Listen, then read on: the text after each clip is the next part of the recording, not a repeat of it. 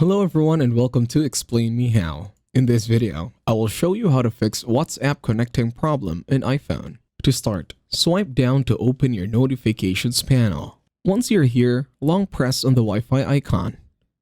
Then, once done, make sure you are connected to your Wi-Fi. Turn it on and off your Wi-Fi status for now. If you're not using Wi-Fi, use mobile data this time. Open your notifications panel once again and then turn on your cellular data. Once done, head on over to your App Store. On your App Store, search for WhatsApp. In here, look for WhatsApp and then click on the app and then make sure you update WhatsApp if it says update. Once you are done, open your settings application this time in your mobile device.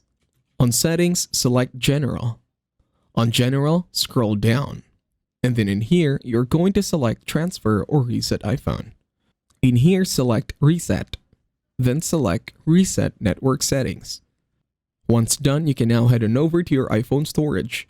In here, you can scroll down or use the search bar on the upper right to search for WhatsApp. Once you find WhatsApp, select WhatsApp and then select Offload App. And that's it. Thank you very much for watching. Please leave a like, share, and subscribe to the channel.